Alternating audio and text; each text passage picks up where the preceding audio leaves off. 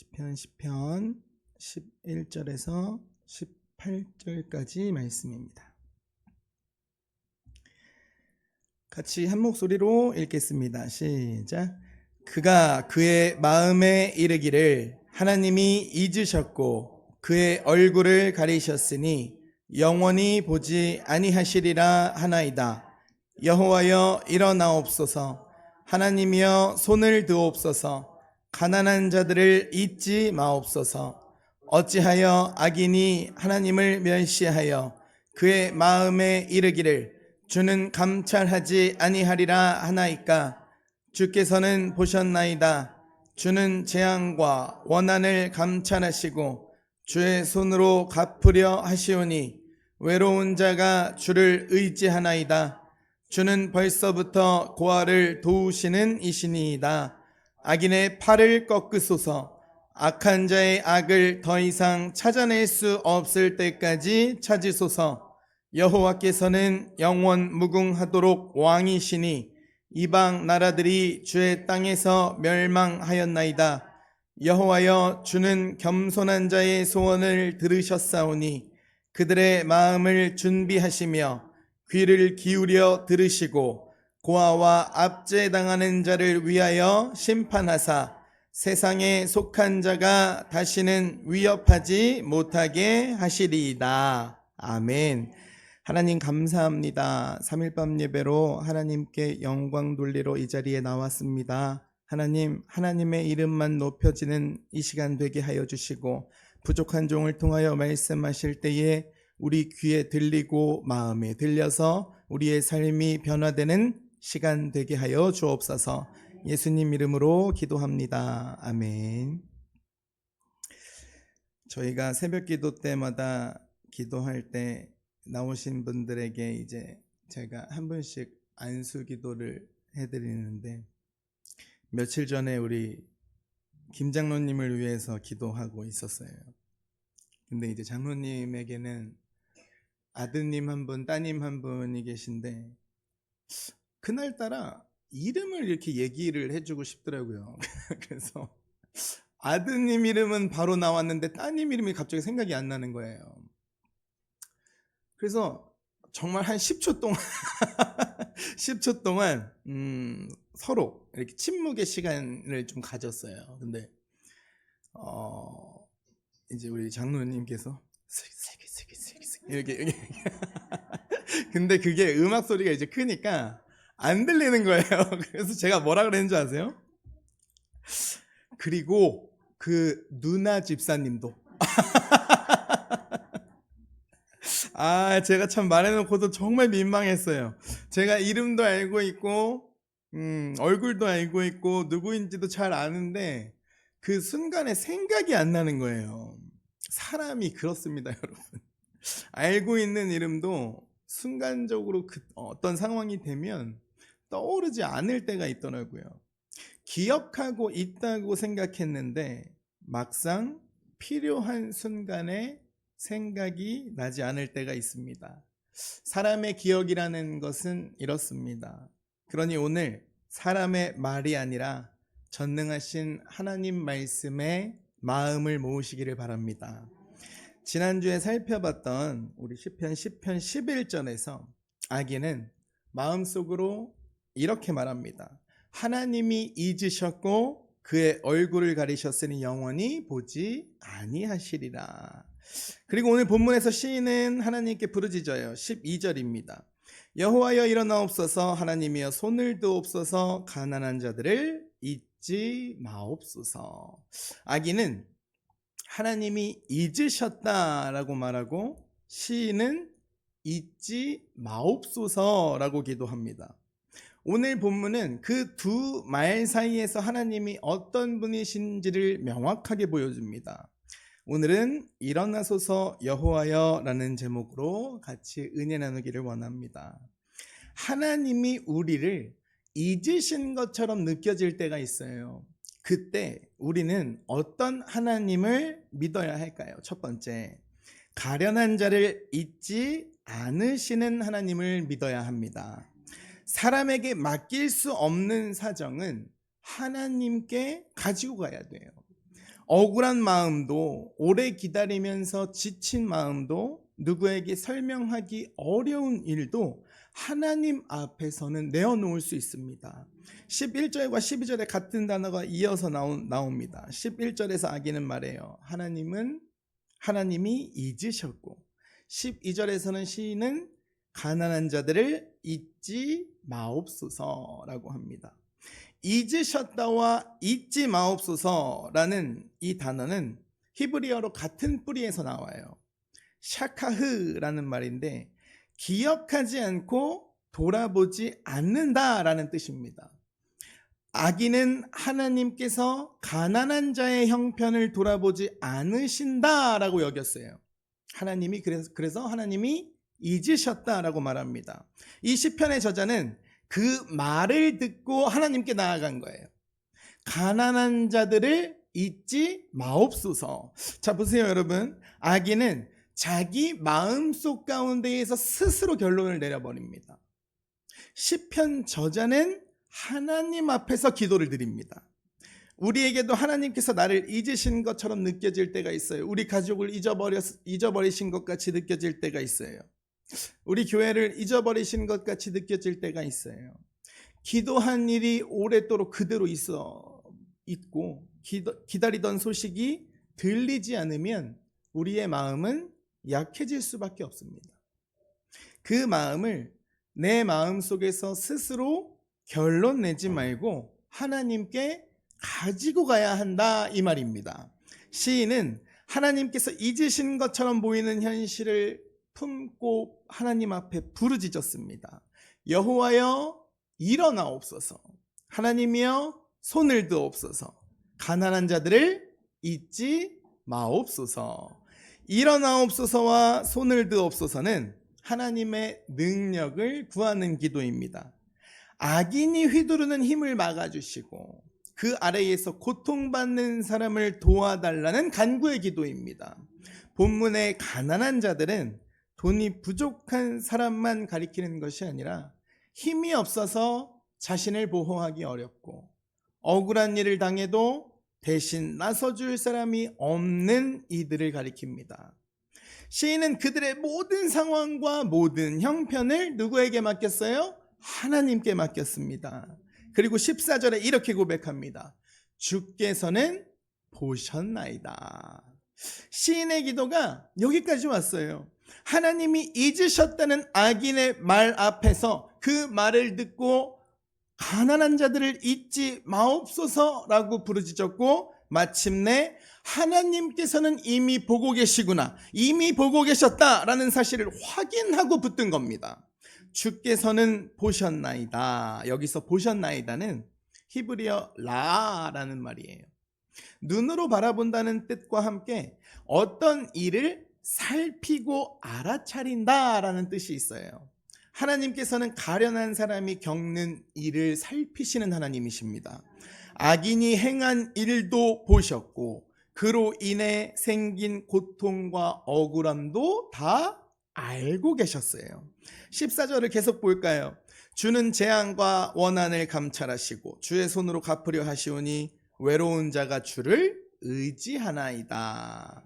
주의 손으로 갚으려 하시오니 라는 말은 하나님께서 그 일을 자신의 손에 받아서 친히 처리하신다라는 말씀입니다.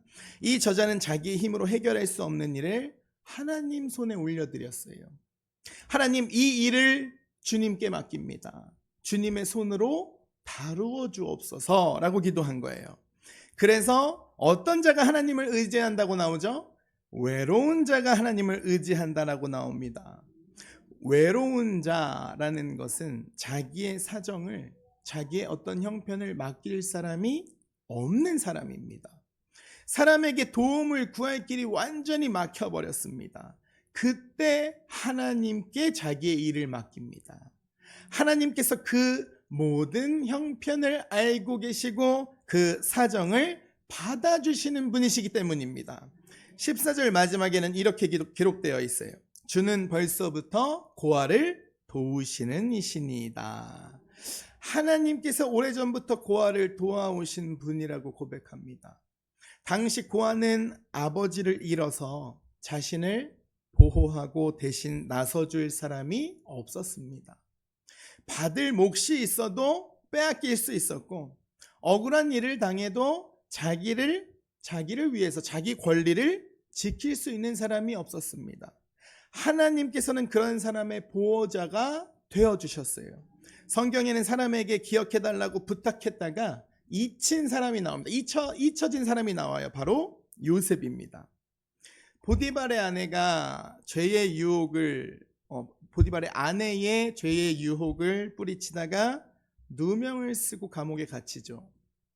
그 감옥에 바로의 술 맡은 관원장이 들어옵니다.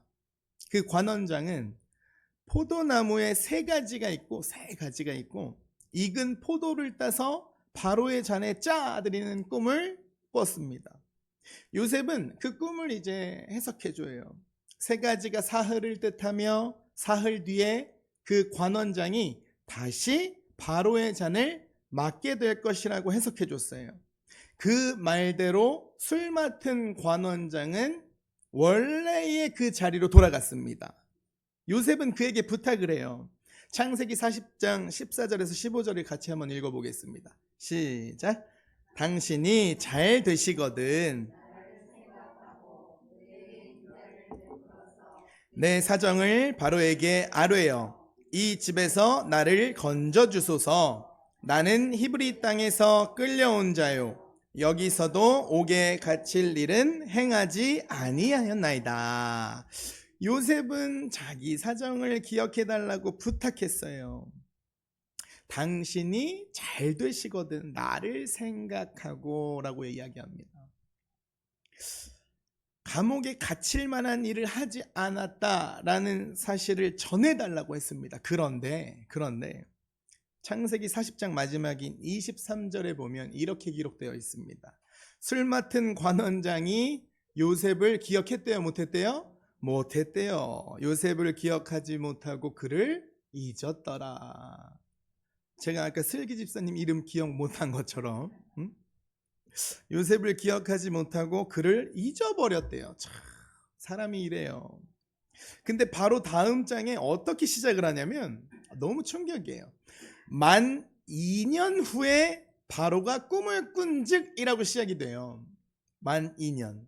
요셉이 자기를 기억해달라고 부탁한 뒤에 만 2년이 흘렀습니다. 요즘 군대도 2년 안 가요. 1년 6개월밖에 안 갑니다.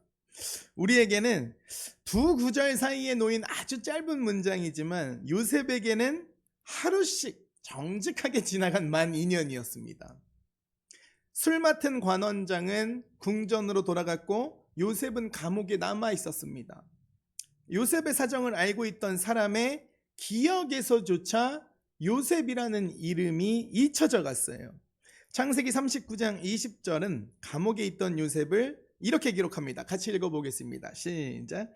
여호와께서 요셉과 함께 하시고 그에게 인자를 더하사 간수장에게 은혜를 받게 하시매. 아멘. 하나님께서는 요셉과 함께 계셨어요. 요셉이 왜 감옥에 들어왔는지 알고 계셨고 그가 기다린 시간도 결국 하나님의 시각 안에 있었다는 이야기입니다. 만 2년 후에 바로가 꿈을 꿨어요. 바로 왕이. 애굽의 지혜자들이 그 꿈을 해석하지를 못합니다. 그래서 창세기 41장 9절에 술 맡은 관원장이 이렇게 고백해요. 내가 오늘 내 죄를 기억하나이다. 이제 기억합니다. 만 2년이 지나야. 그래서 그제야 그는 감옥에서 만났던 요셉을 바로에게 이야기합니다. 요셉은 감옥에서 나와서 바로 앞에 섰고 그 하나님께서 주신 지혜로 그 꿈을 해석해 줍니다. 사람의 기억에서 멀어진 요셉의 이름을 하나님께서 때가 되자 다시 불러내신 것입니다. 요셉이 감옥에서 보낸 시간도 결국 하나님의 손에서 쓰임을 받았다는 것입니다. 하나님께서는 요셉을 애굽의 총리로 세우셨고 흉년 가운데 수많은 생명과 자기 가족을 살리게 하셨습니다. 시편의 고백이 이 요셉의 이야기 속에서 들립니다. 주께서는 보셨나이다. 하나님께서는 우리의 모든 것을 보고 계십니다. 사람에게 설명하지 못한 일도 알고 계시고 우리가 견뎌온 시간도 살피시고 알고 계십니다. 하나님께서 기억하신다는 것은 우리의 삶을 당신 마음에 두고 돌보신다라는 뜻입니다. 우리의 억울함과 기다림을 자신의 손에 받아서 하나님의 뜻 가운데에서 하나님의 때에 이루신다는 말씀입니다. 이사야 49장 15절을 같이 한번 읽어보겠습니다. 시작. 그들은 나는 너를 잊지 아니할 것이라. 아멘. 사랑하는 함께 가는 교회 성도 여러분, 사람에게 잊혀진 것처럼 느껴질 때에도 하나님께 여러분의 사정을 맡기는 우리가 되기를 원합니다. 시편 저자의 고백이 우리의 고백이 되기를 원해요. 주께서는 보셨나이다. 요셉과 함께 하셨던 하나님께서 지금 여기에서 우리의 형편도 살피고 계십니다.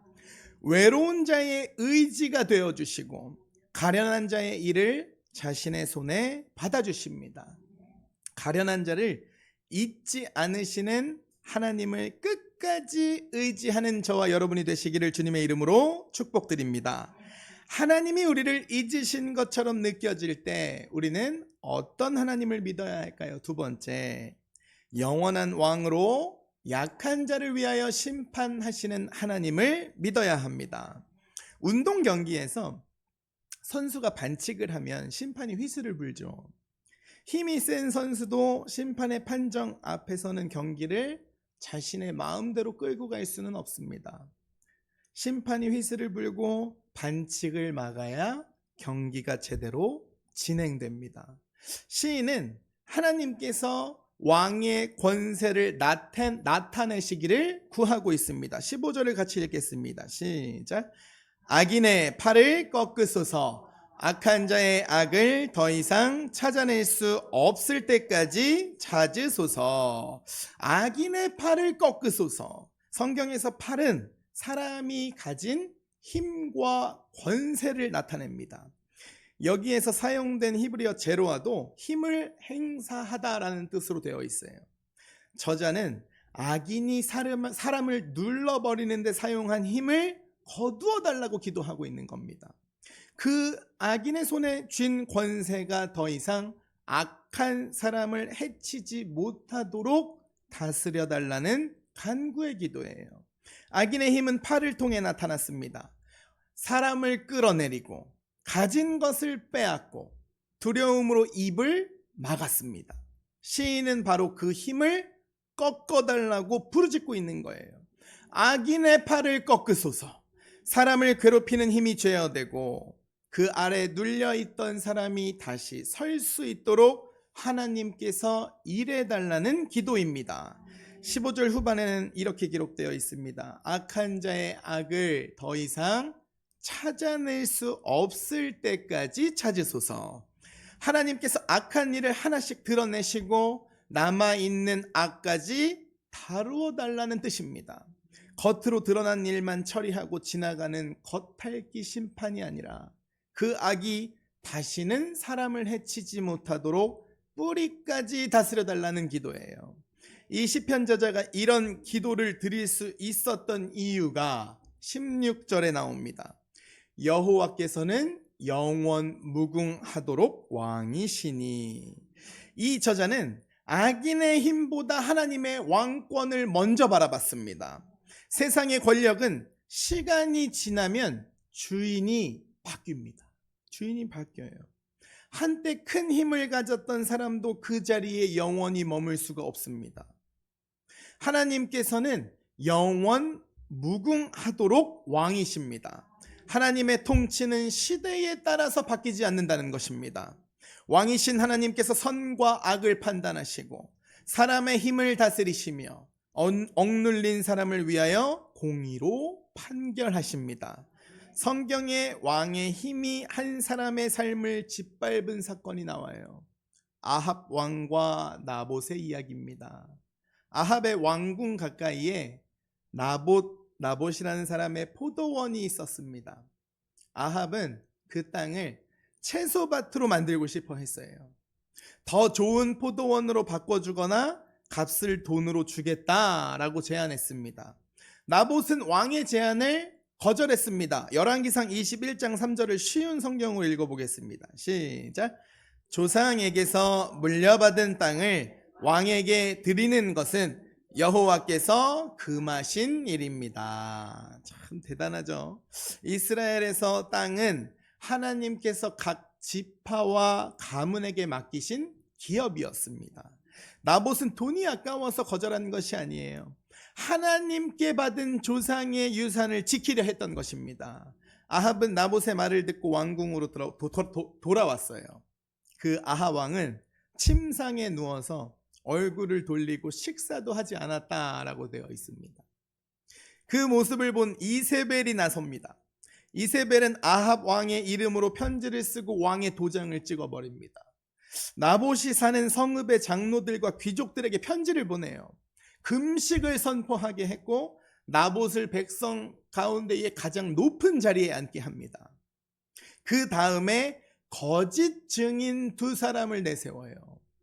그 두 사람을 내세워서 나봇이 하나님과 왕을 저주했다고 거짓 고발하게 합니다. 그래서 사람들은 그 말만 듣고 나봇을 성 밖으로 끌고 가서 돌로 쳐서 죽입니다. 나봇이 죽었다는 소식을 들은 아합은 포도원을 차지하러 내려갑니다. 왕의 편지가 사용되었고 왕의 도장이 찍혔으며 성읍의 지도자들이 움직였습니다. 한 사람의 포도원을 빼앗기 위해서, 그 포도원 하나를 빼앗기 위해서 온 나라의 권력이 동원된 거예요. 하나님께서 엘리야 선지자를 아합에게 보내어 말씀하셨습니다. 네가 죽이고 또 빼앗았느냐? 네가 죽이기까지 하고 또 빼앗기까지 하느냐? 아합은 왕이었기 때문에 그를 말릴 수 있는 사람이 없었습니다. 그러나 하나님께서는 나봇을 죽이고 포도원을 빼앗은 일을 그냥 지나가지 않으셨습니다. 왕이라도 하나님 앞에서는 자기 행동에 책임을 져야 한다는 것을 보여준 사건입니다. 시편의 기도가 이 사건에 그대로 이어집니다. 악인의 팔을 꺾으소서. 힘을 가진 사람이 그 힘으로 다른 사람을 짓밟을 때에 영원한 왕이신 하나님께서 그 권세를 다스리십니다. 왕의 도장과 왕의 권세를 가진 아합도 하나님의 심판을 피해갈 수 없었습니다. 16절 후반을 볼까요? 이방 나라들이 주의 땅에서 멸망하였나이다. 한때 굉장히 강해 보였던 나라와 권력도 하나님의 통치 아래에서 완전히 사라져버립니다. 시인은 지나간 역사를 기억하면서 지금 눈앞에 있는 악인의 힘도 영원하지 않다는 사실을 확신했습니다. 17절에서는 하나님께서 억눌린 사람의 마음에 행하시는 일이 나와요. 같이 읽어볼까요? 시작. 여호와여, 주는 겸손한 자의 소원을 들으셨사오니 그들의 마음을 준비하시며 귀를 기울여 들으시고.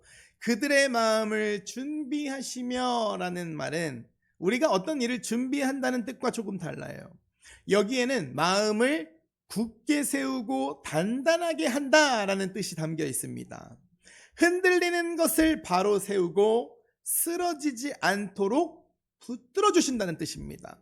오랫동안 눌려있던 사람은 마음까지 약해져 버린다고 했죠. 자기 말이 아무런 힘이 없고 소용이 없다라고 생각하고 다시 일어설 수 없다라고 생각합니다. 그럴 때 하나님께서는 겸손한 자의 소원을 들으시고 그 마음을 세워주십니다. 두려움 속에서도 믿음을 지킬 수 있도록 붙드시고 하나님의 판결을 기다릴 힘을 주신다는 것입니다.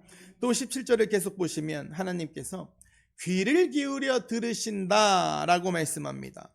왕에게 닿지 못한 약한 사람의 목소리가 영원한 왕이신 하나님께는 닿는다는 것입니다. 하나님께서는 그 부르짖음에 응답하시고 억눌린 사람의 마음을 붙들어 주십니다. 18절입니다. 고아와 압제당하는 자를 위하여 심판하사 세상에 속한 자가 다시는 위협하지 못하게 하시리이다. 하나님의 심판은 고아와 압제당하는 자를 위한 심판입니다. 힘 있는 사람의 편의를 지켜주는 판결이 아니라 눌린 사람을 일으켜 세우는 판결입니다. 세상에 속한 자라는 말은 땅에 속한 인간을 가리킵니다. 아무리 큰 힘을 가진 왕이라도, 아무리 큰 권력을 가진 나라라도 결국 흙으로 돌아갈 인간이라는 뜻입니다. 사람을 두렵게 만든 권력도 하나님 앞에서는 한계를 가진 힘일 뿐입니다. 영원한 왕께서 다스리실 때 땅에 속한 사람이 더 이상 약한 자를 위협하지 못한다는 것입니다. 마리아도 하나님께서 행하시는 일을 이렇게 노래했습니다. 누가복음 1장 51절과 52절입니다. 같이 한번 읽어보겠습니다. 시작. 그의 팔로 힘을 보이사 흩으셨고 권세 있는 자를 그 위에서 내리치셨으며 비천한 자를 높이셨고. 아멘. 하나님의 팔은 교만한 권세를 낮추신답니다. 눌린 사람을 일으켜 세우는 팔이랍니다. 이 시편 저자는 바로 그 하나님의 손을 구했습니다. 사랑하는 성도 여러분, 우리에게는 하나님께서 맡겨주신 힘도 있고 자리도 있어요. 가정에서 한마디를 먼저 할 수 있는 자리, 교회에서 의견을 결정할 수 있는 자리, 일터에서 누군가의 일을 평가할 수 있는 힘과 자리가 있어요. 하나님께서 맡기신 이 자리는 사람을 죽이고 짓밟는 힘과 자리가 아니라 사람을 살리고 세우는 데 사용해야 한다는 것입니다. 영원한 왕을 믿는 사람은 자기의 힘과 자기의 자리를 함부로 휘두르지 않습니다. 하나님께서 모든 권세의 주인이심을 깨달았기 때문입니다. 또한 다른 사람의 힘 앞에서 마음이 눌릴 때에는 16절을 붙드세요. 여호와께서는 영원 무궁하도록 왕이시니. 지금 아무리 내 눈앞에 큰 힘을 가져 보이는 사람이 있더라도 그 사람은 영원하지 못합니다. 마지막 판결은 영원한 왕이신 오직 하나님께만 있다는 것입니다. 하나님께서 악인의 팔을 꺾으시고 겸손한 자의 마음을 세우시며 압제당하는 자를 위하여 심판하십니다. 우리에게 맡기신 힘을 사람을 세우는 데 사용하고 어떤 권세보다 크신 하나님의 통치를 의지하는 저와 여러분이 되시기를 주님의 이름으로 축복드립니다. 말씀을 마음에 담아 정리하겠습니다. 사랑하는 함께 가는 교회 성도 여러분, 하나님이 우리를 잊으신 것처럼 느껴질 때가 있으시죠? 사람에게 기대했던 도움도 끊어지고 기다리던 일도 그대로 남아있을 수 있어요. 그때 오늘의 말씀을 붙드세요. 주께서는 보셨나이다. 하나님께서는 우리의 사정을 알고 계세요. 우리가 맡긴 일을 자신의 손에 받아주십니다. 또 사람의 힘이 너무 크게 보일 때는 이 말씀을 붙드세요. 여호와께서는 영원 무궁하도록 왕이시니. 영원한 왕이신 하나님께서 악인의 힘을 다스리시고 눌린 사람의 마음을 세워주시며 악한 자를 위하여 판단하십니다. 그러므로 하나님께 계속 기도하십시오. 어떻게 기도할까요? 여호와여 일어나옵소서. 하나님이여 하나님의 손을 드옵소서. 우리의 형편을 살피시고 우리의 마음을 세우시며 하나님의 뜻대로 다스려 주시기를 구하십시오. 가련한 자를 잊지 않으시고 영원한 왕으로 다스리시는 하나님을 믿으며 살아가는 저와 여러분이 되시기를 주님의 이름으로 간절히 축복드립니다.